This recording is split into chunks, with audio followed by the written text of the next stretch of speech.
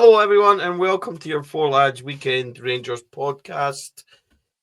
We are still sifting through the debris of Sunday's just ridiculous Scottish Cup exit. I am joined by four of my very favourite podders. I've got no part of myself, so just Nick Andrews, Davie Haird's with us, Andrew Stewart, Calvin Nielsen, and Sheryl Ritchie. So, silence from Ibrox remains. I think it's the first time in history I remember them ever going 4 days without tweeting or saying anything. Maybe they're getting tortured by Phantom too, who knows? But let's get straight into this. We are still shifting through the debris. I think that's a fair way to describe it of Sunday's result. I'm throwing this straight out there to everyone. There's been a lot said about Philip Clement. I've said a lot about Philip Clement. The players seem to be getting off scot-free a little bit. Where are we on the players after Sunday? Davie Haird, kick us off. Yeah, thanks for that. I actually do think there's fingers to be pointed at the players as well. I'll give you my opinion on them. So I think we've got a group of players who excel when they're underdogs and who can't deal with expectation. I think we've got a group of players who like coming to Rangers and playing for Rangers when it's a big game. And we've got a group of players who struggle with the routine, week-to-week grind in Scottish football. I think we've got players who are difficult to motivate, and I think we've got a manager who struggles to motivate them, to be fair as well. I'll throw in a couple of stats that maybe back it up. The only two teams in the Premier League we've not dropped points against are Ross County and St Johnstone, who are the bottom two. So that's 9 other clubs in the Premiership have taken points off us this season. Queen's Park were the 10th Scottish team. So we can talk about finances, we can talk about money, we can talk about budgets, we can talk about wage bills. There's only one team in Scotland that's got a budget bigger than ours. To have not beaten 10 other Scottish teams this season and we're not out of February yet is an absolute disgrace, and those players should be ashamed of themselves. And the other thing I'll say is that teams with belief, teams who have got a winning mentality, score late winners. They score late goals to win games that they're not playing well in. What's the last time we scored a late winner? You're going back now. That's a lying thing, guy. But actually, we scored an important late goal at Old Trafford, and we still did find time to concede one. Very Rangers of us, I'd say. Yeah. Just to back up what you're saying, Davie, yes, obviously we know there's huge issues with the manager. I think we're all in agreement with that. We're all kind of waiting. We're in that position where we're waiting for something to happen. My concern, and it's been my concern since as long as we've been talking about him not being the manager, which I think started probably in early September time, was I have no trust in this group of players not to do the same with whoever comes in next. I think we're now operating in a culture of players who are almost at ease with coming second, with glorious failure. Obviously, that kind of comparison with Scotland as well. We did really well, or we almost won the League Cup final, and we did really well in the Europa League final. But I think within that group of players, and you can argue that there's been players in and players out, I think around the club that there is now a kind of not an ambivalence, but there's an acceptance of coming second. I think the big thing Sunday shouldn't have been a game they had to be motivated by anybody else for. It's their last chance of silverware this year, realistically, if I put it in paper. It was the last chance to stop Celtic getting a treble. In the first 25 minutes, you knew how that game was going. There was nobody willing to take control. It was just lacklustre. Nobody was being inventive. Nobody was willing to take a man on. The shooting was terrible.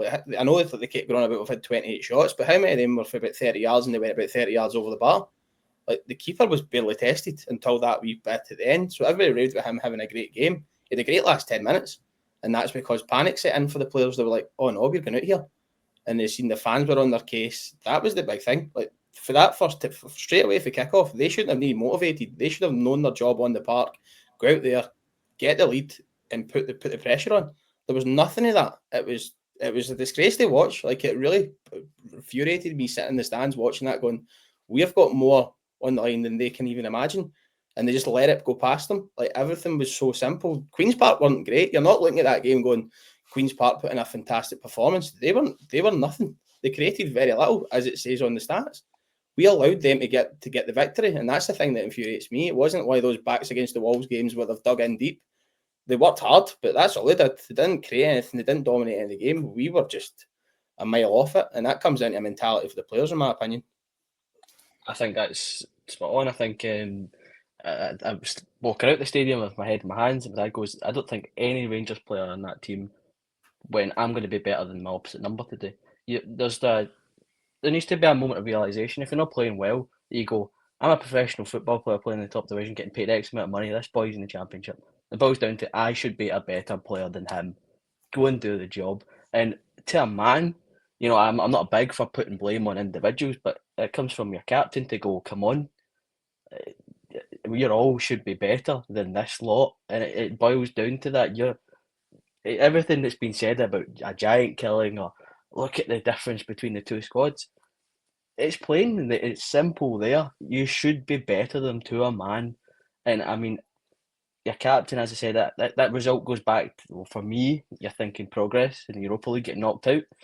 Your captain played in that one. Another embarrassing one was Hibs when after Gerrard left, he get ran over in the cup semi-final, and your captain was playing in that one as well. I don't know if there's a scar tissue in the leadership group, which is now only really Tav because Connor's gone. Got Carl Goldson obviously left. I just don't think there was enough willingness to just roll up the sleeves and do better. It boils down to that for me. Okay, so having listened to all those comments, I'm going to fling something else back at you. Why do we consistently have to make so many substitutions at halftime or early in second halves? Does that point to put the manager to the side at the moment, put him in the bin if you like, which I would love to do. But if we just move him over there and concentrate on the players, if they're having to be substituted early, if they're having to make early changes, if they're not listening, because I commented on the vlog so many times on Sunday, Rangers are comfortable, but they're treating this like a training game, which is really dangerous. And that's what was coming across to me. We can just knock this about. But this isn't a new thing, because this has happened in several games. And Rangers play in spurts and spells where they do good for 10, 15 minutes, and then they stop again. So is it as simple as being an attitude and application problem? Yeah, and I would go further and say that the majority of the half-time changes you find are middle to front, aren't they? And it's because of the tempo of our play, middle to front. The way we start so many games. Actually, there's even been games at Ibrox this season. We've got a really good record at Ibrox this season, apart from the Sunday there. But I can think of plenty of games this season at Ibrox which have been tepid and slow and boring to watch as well. Remember, there was a game against Hibs we won 1-0, a game against St Mirren we won 2-1, against Hearts we won 1. They were rotten to watch as well. It's very easy to say we've got this home versus away thing, but I think we've got an aggression missing, a tempo missing, a belief missing, and a manager that doesn't know how to instill it.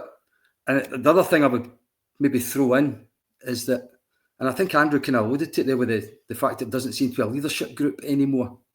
I hate going back to, it's only one season, the 55 season, but it's the only one we've got to reference success for MD under the age of 30 now, I think. One of the first things Gerrard did was he kind of assembled a spine of players that weren't going to go anywhere. They were going to be what everything else get built around for a few years. So he brought in Arfield straight away, he brought in Alan McGregor straight away, he brought in Stephen Davis quite quickly. He already had Ryan Jackson. So you had the other one that was there actually that I always talk about was Jimmy Bell. I wish we had his replacement in the background, actually teaching new players what Rangers are all about. But anyway, he had built this spine of experience, a core, people who didn't like to lose, people who understood the expectation of having to win every week. And I look at the squad now and I think it's great to have all these project players. It's great to have players with value and assets and player trading models and all these buzzwords that we use. But I think we need to build it around something. and I don't see what it's getting built round.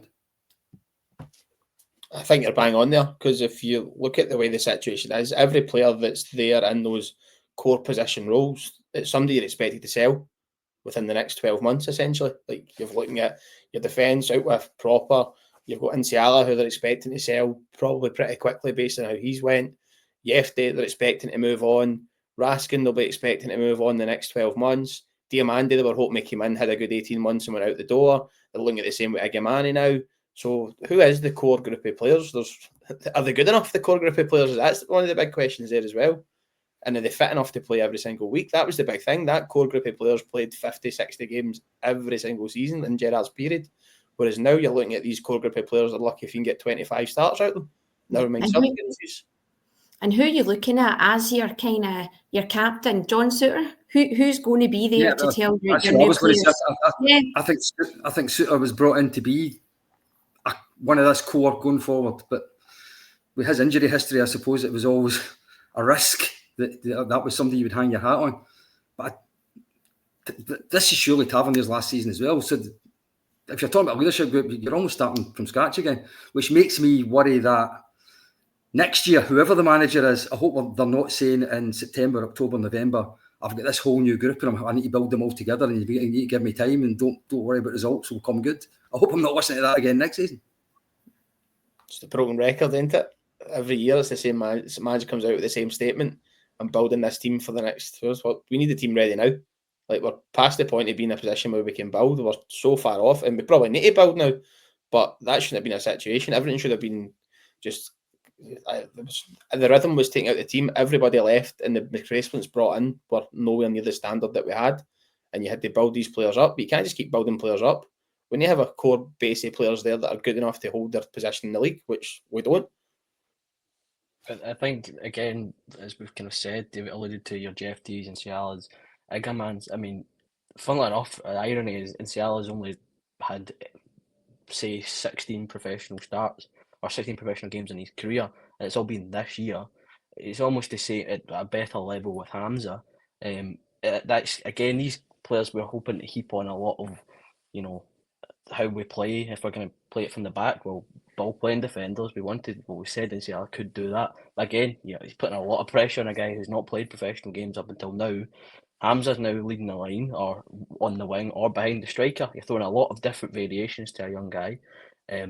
It goes back to the summer where you bring in, it was rumoured that you bring in a Klassen or a John Jordan who were 30s, and you go, well, okay, there's your artificial experience, not at Rangers, but they've been around the game long enough where they can pull experience from. I played in this game in Holland, in Spain. I had this tough match, but I've done it. I've been there, I've done it, and I can take it forward with me.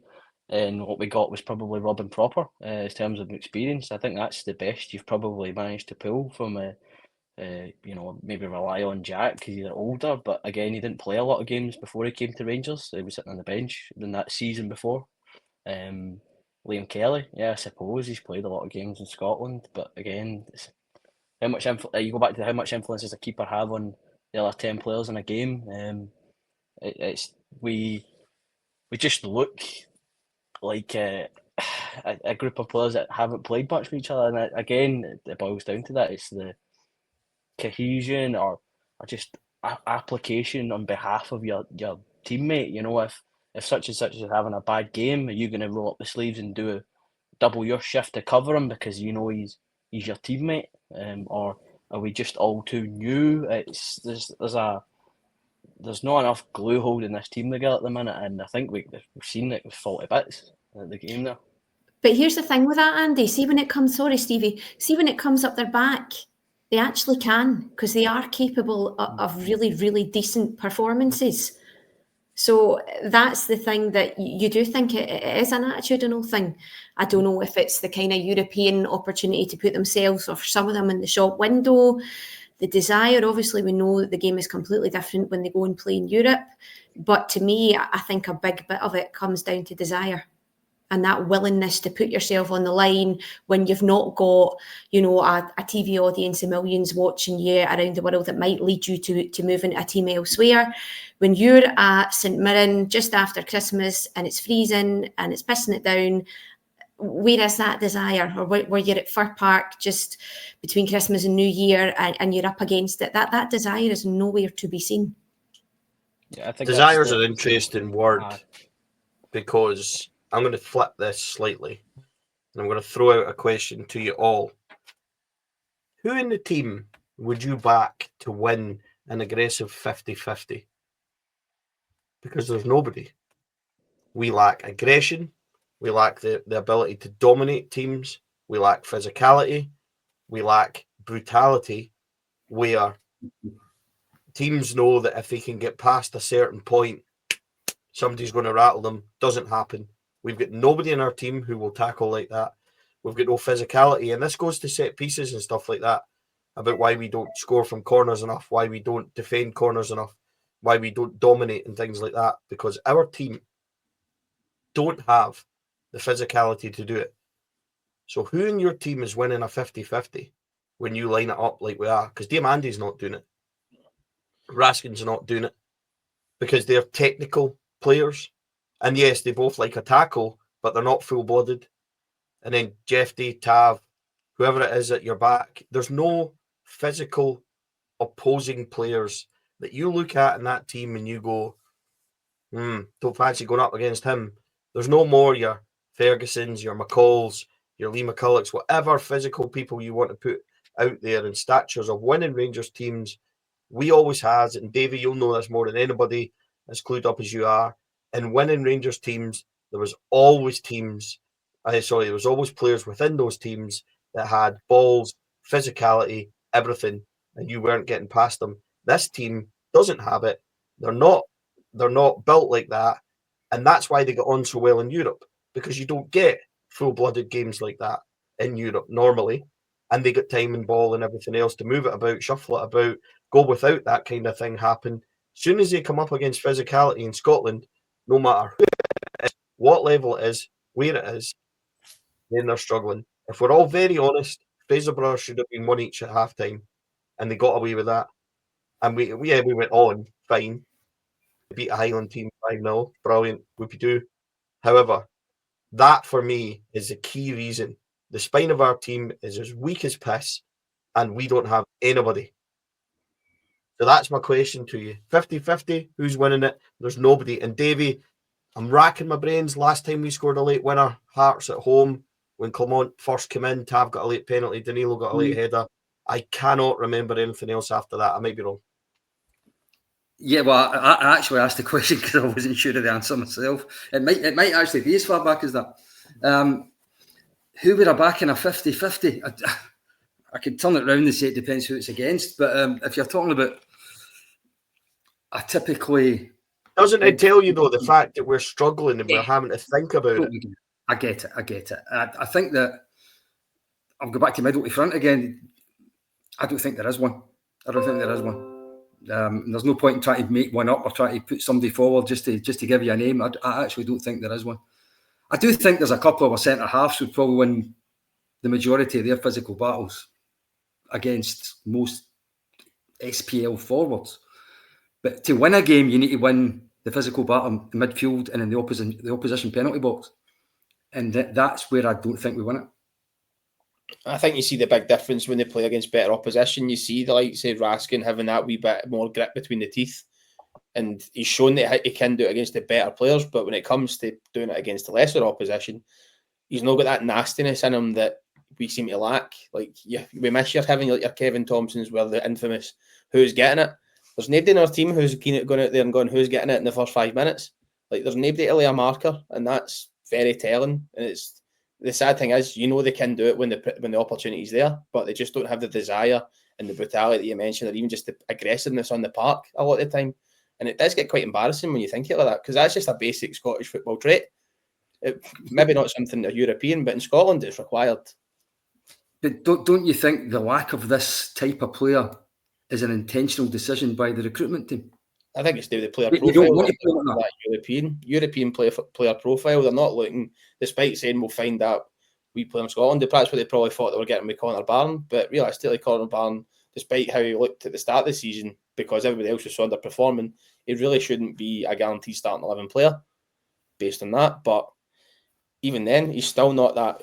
He gets himself about, but he's probably not that big, physical, brutal player that you would get in the middle of the park to dominate the games. I feel like you're spot on with the. I think Davie, you said the centre halves had maybe back, seen proper go to ground a few last games. John Suter does it.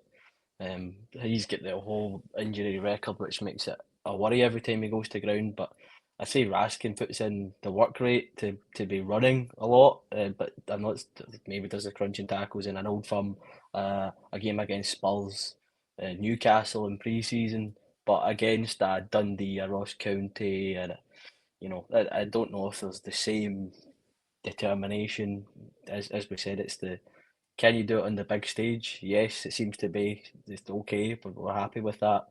And I think this is that. This could get me a move elsewhere. I know this is you've not got the guys who have been around the team more than a season to go. No, you're doing it for Rangers here and now. Forget that. And in this 90 minutes, you need to do the job so that we can get the result. Whatever happens at the end of the season, or wherever you're looking, doesn't matter. I think we are really lacking that. Just someone that's a hard tackler. I don't want to say we are missing John Lundstrom, but Lundstrom would only and we've seen the detriment of it going at Parkhead and getting himself sent off because he was too hot-headed. But you do miss somebody that goes, "You're taking the piss here, and I'm going to hit you for it." But I think that's, as you said, that's the player profile. We're looking for the technical players and not the gritty players. Right, Sheryl, it's been now 4 days. Silence from Rangers, not a peep. How do you feel about that? Well, obviously it's completely unheard of, isn't it? Because they're always trying to punt you something or invite you to something or get money out of you in some way, shape or form. So financially, it's actually quite nice to hear nothing just for a few days. But I think, I don't know. I don't know. I have my kind of own theory on it. I don't know, Stevie, if there's some kind of agreement there that they're going to give him till the Europa League. He's got us to where we are in the Europa League. The season, unfortunately, now is a dead rubber. There is nothing domestically else for us. We want to see good performances, but in terms of the weekend's game, for instance, we're a wee bit hiding to nothing because winning convincingly does nothing for us and losing makes things even worse. So I don't know if now they're kind of sitting back. I don't know if they're kind of trying to put things in place with him, some kind of gentleman's agreement that he keeps on until at least the Europa run is done. I think they have to be very careful with that. We know that in a matter of weeks, possibly, they're going to be coming to us, as they always do, early doors, asking for money for next season. I think they need to be factoring that in as well. What are they going to do with this? I think the one thing that they have in their favour at the moment is, unfortunately for us, we're very divided in terms of backing each other with any kind of meaningful protest. I think we showed that earlier on in the season with the walkout and how that was perceived by other fans as well. So I think they maybe have that in their favour, that there is an awareness that at the moment we're not all backing the same horse, we're not all going to take the same approach. There's nothing organised that we know of at the moment in terms of protests. I hope that they're using this time maybe to do a wee bit of due diligence as well and not jump in there with a caretaker who can only maybe take us so far. That's my hope. Like you say, it's very, very unusual that we don't hear anything from them for 4 days. But I think they have to be extremely careful with what we hear next. Or they're simply just sticking their head in the sands and hoping it'll all go away, Davie. What's more likely? There's that possibility. I think there's this internal review going on, isn't there? Which must have another, 2 or 3 weeks to go. I think it was a 6-week thing, wasn't it? So maybe they're waiting for that. Maybe, as Sheryl says, maybe they are wanting to give him the opportunity of completing a Europa League campaign, considering he's got us into the last 16, maybe. Or maybe they're just saying it can't get any worse. It's going to be poisonous for the rest of the season. Is it fair on a new manager to take that poison? I'm not sure what the answer is. And the other thing I would say about season ticket renewal time is I've kind of heard this before, but it's unusual for people not to renew. It'll be a real change of mindset amongst the vast majority of season ticket holders to suddenly say, I'm so unhappy that I'm going to give up my season ticket and potentially not have a seat at Ibrox for I don't know how long, in case somebody else then takes it off them. So I think the board kind of rely on our loyalty and our fear of missing out in future when it comes to season ticket renewal time. I'm in the camp that I think the manager's got to go. I think we are just we'd even just a draw away from protests. I think never mind the defeat. I think the fans have just had it with the manager. There's got to be change. Can you get the right man in February? Or does it make sense? I know you say you didn't want a caretaker, but maybe given where the season is, maybe you let Clement take the last 16 games and then you bring a caretaker in. I don't know. There's still some people who are clinging to the delusion, I would call it, that we could still win the Europa League. What I would say to that one is that yes, we played 4 teams in the top 8 and we still qualified, but we didn't actually beat any of them. So the odds in us winning the Europa League, I would suggest, are not very high. I think that's why the big things in terms of like the manager pool, like we're going to be not the best options about, and then come the summer there is always those better options. But how bad does it need to get before there is some form of change? It's obviously the rumour is everybody's saying we can't afford, but when can you afford not to sack him? Because there's going to be people not turn up to games. People will be looking at buying tickets for the way to have tickets will always be taken, but there's got to be so much merchandise and stuff they've got to try to sell to us over the rest of the season. People are going to stop putting their hands in their pocket because the fan base is totally up in arms. It's been a long time since they've been this totally disinterested in a lot of the stuff. You can see at games like people are just starting to not turn up. So they're going to lose out in their stuff from the food kiosks, people turning up at the shops, people getting into Edmondson House.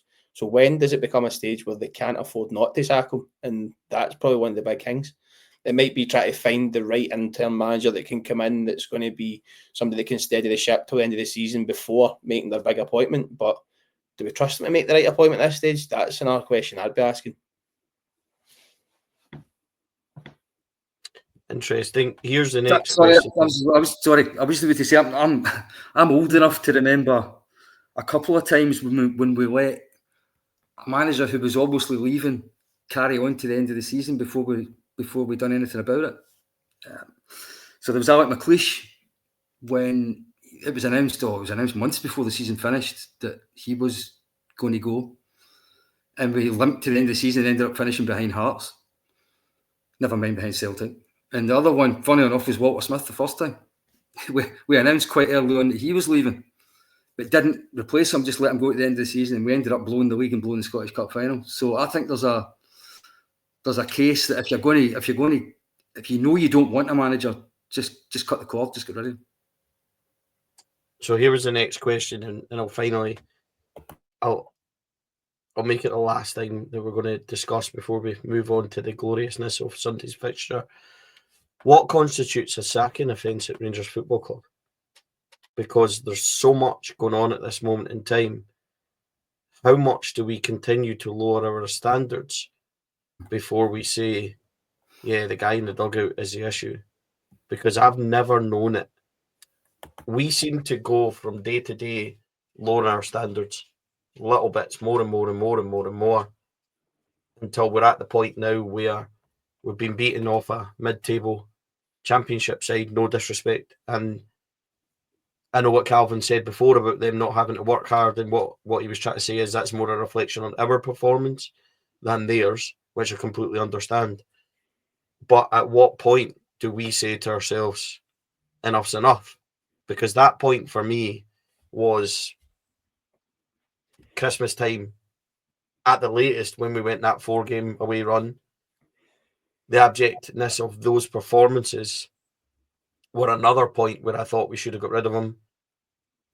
What point are we saying enough's enough, and why are we leaving it so long? So the biggest question is, what constitutes a sacking now for Philip Clement? Because we're 16 points clear in second, no disrespect. The other teams won't go on a run and they'll all beat each other. So they might get close, even if we lost every away game to the end of the season. We'll still pick up enough at home, hopefully, that we'll get on. So there's no consequence for him anymore. That's what I'm trying to get out. If we go to Tynecastle and get beat on Sunday, nobody cares. Doesn't matter. We might drop to 13 ahead of third, but he's almost bulletproof because Sunday now shows that. It doesn't matter what he does. Almost doesn't matter what the players do. So what constitutes a sacking for Philip Clement? I think you're bang on. The time's kind of been and gone. I think October was probably the first time we were all starting to really put that pressure on. Is it time for him to go? And then he managed to get through that. Always finds that wee victory that buys him that wee bit of goodwill. It then goes on the next time. The next disaster happens. 2 weeks later, gets his next wee goodwill victory. So for me, it was months ago. It really was months ago. And it's at a stage now where it's a ticking time bomb. You're just waiting for the club to finally put that statement out that he's gone. But is the people in the place of the board willing to put that silver bullet out there fast enough? Probably not. And I think that's the alarming thing. Like, we could probably lose at Tynecastle, go to the next game, drop points again, and we're just waiting for them to put anything out. And I just don't see the board pulling anything out quick enough. They seem to be happy. They'll probably, they'll look at this internal investigation, get through that 6-week period, then go, all right, we might make a difference now. And that's the scary thing as a fan. You're going, this should have been dealt with probably in October when they dropped those points at Kelly. And it's still not happened. Yeah, I would say you're looking at obviously Tynecastle away, yeah, and St Mirren at home, which again we got a win at Ibrox, but they had a really late chance, which could have been a sinker that day, and it would have been a very painful week for me living in Paisley. Kelly away, which has been not an easy fixture, and Dale Boy will have another chance to put his credentials over a Rangers downfall, which will lead to the 3% of Twitter going, we really should get Dale in. And then Motherwell, and then you look to the Old Firm at Parkhead, which Can I just say, Andrew, that's still a higher percentage of Twitter that rate Ravi Matondo, to be fair. That's it. That's uncalled for. Matondo scored more goals at Hanover so far than we did against Queen's Park, and that's a more worrying thing. Then you lead into Parkhead. That's your next big one. Parkhead. If that ends up being a Kashinya level meltdown 5-5 or 3 or an absolute trouncing, I think that was. Then you're getting to Dundee, Hibs, Aberdeen, and the split. I think people will not turn up if we get absolutely trounced at Parkhead. You will see empty stands probably, and I think that's where Kelvin gets to the point of they're now you can't afford to keep him because it will hurt in the long term. I think what they might do is they might keep him, but they'll also put out an announcement saying that thank you for your service. He will be with us till the end of the season. And then he'll do a handover and be elsewhere. So therefore, they don't have to sack him and lose a great deal of money. They'll have an agreement that he goes at the end of the season, and hopefully, I might be wrong, but they're doing a proper period of due diligence just now about who comes in next. Because there's no recovery, Stevie. There's no recovery from what happened on Sunday. There's nothing, and I suppose that's what's maybe helped them limp along so far. Because we did have St Mirren, we had Motherwell, but there's been decent results after that. The Old Firm came after that. We had a decent beginning to December. That helped them a wee bit. We had a good performance against Spurs. That helped them a wee bit as well. There was the cup final. It didn't go our way, but it should have. That helped them as well. But there's nothing helping them now. The Europa League, winning the Europa League wouldn't help them now. So all we can hope is they are maybe doing that due diligence, and there'll be an announcement further along the way. If I wanted to crack a joke about it, I would say the only thing that would get Philip Clement to sack this week would be buying a car from Cinch. On that cheery note, quick vote of confidence, please. Would anyone keep him?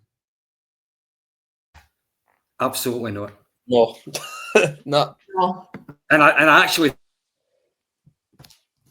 think if he lost this weekend, he is going to get sacked. A defeat on the back of that Queen's Park game, even this board couldn't ignore it anymore.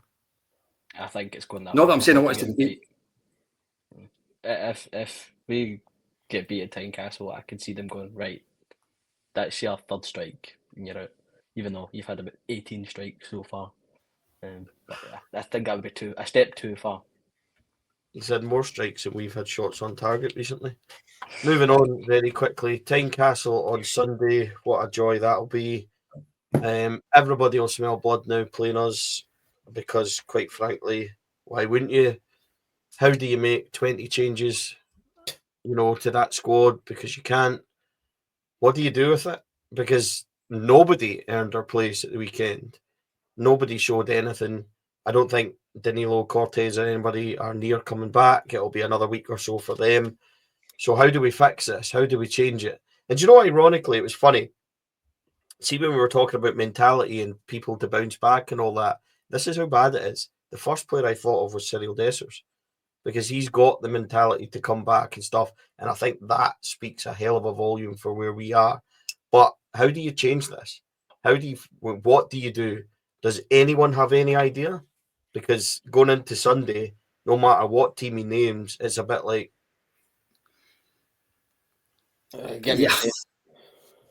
It's probably one of the ones where they end up getting a goodwill victory. They'll turn up this weekend because it's. I don't think it matters.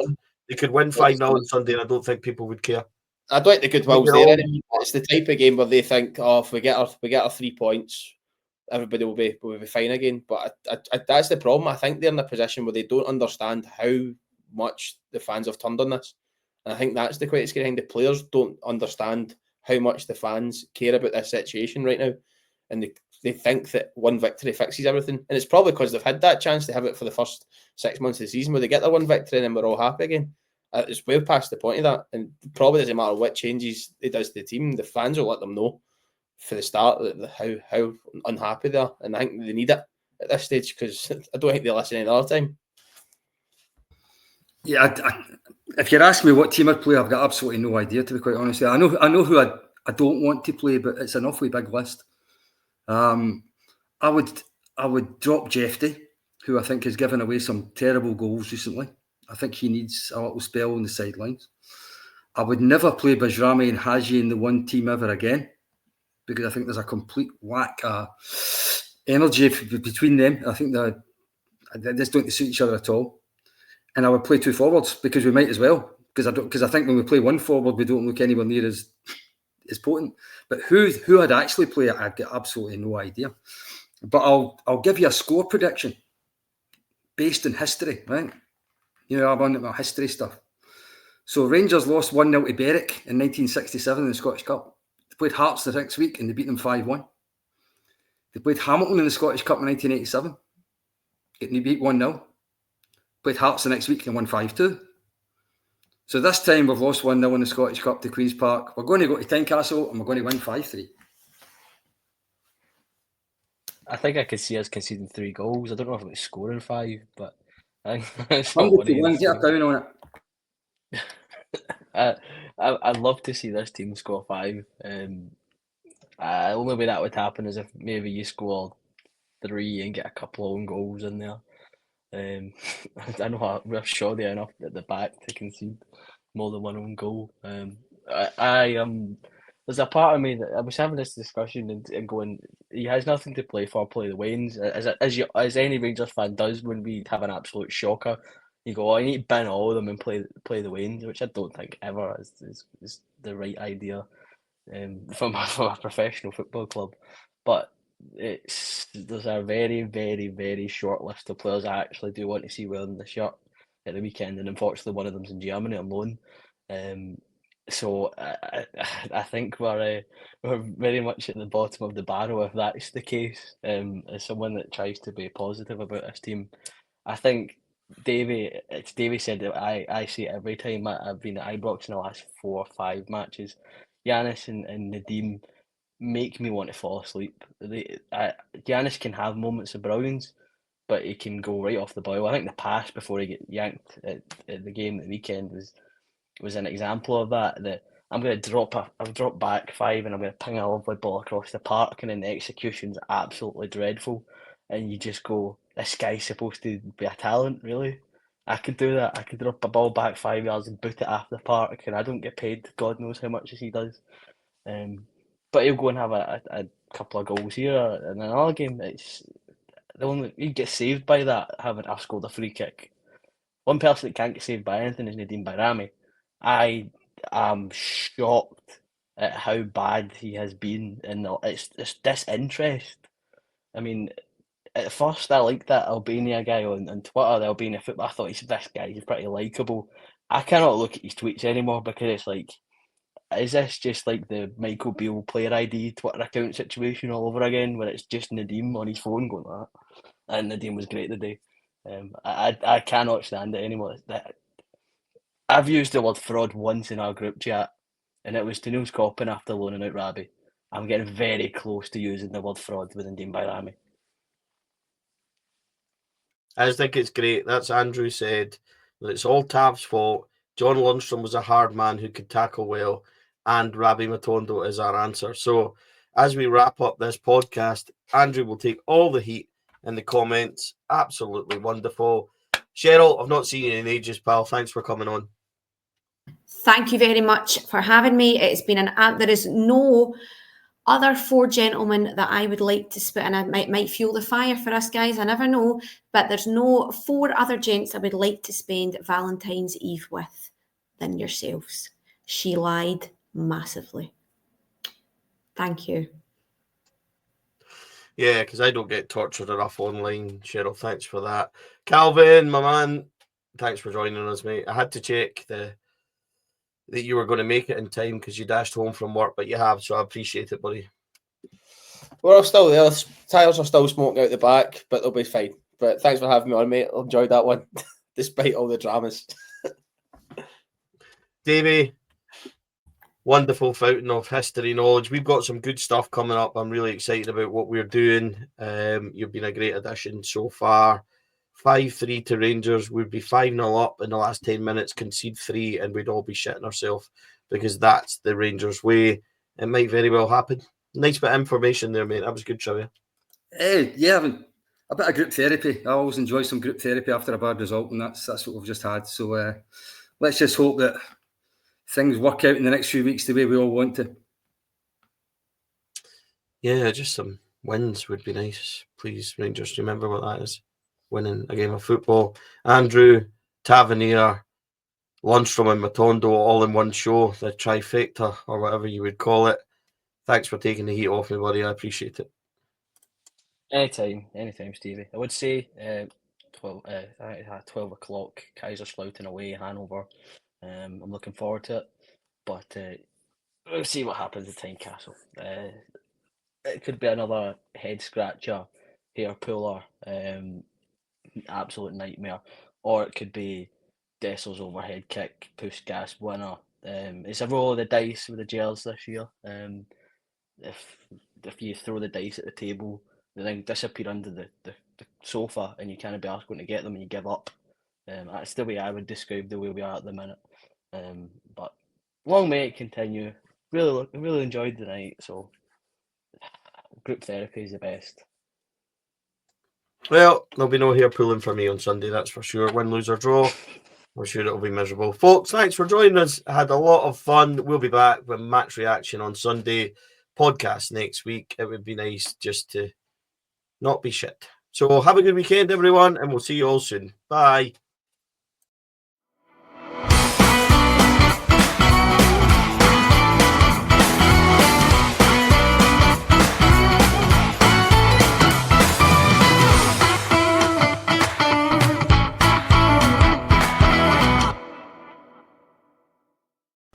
Four Lads podcast is sponsored by Rhino Express, Clyde Joinery, Athol Industrial Solutions Limited, and CSD Air Conditioning, along with Art of Gold.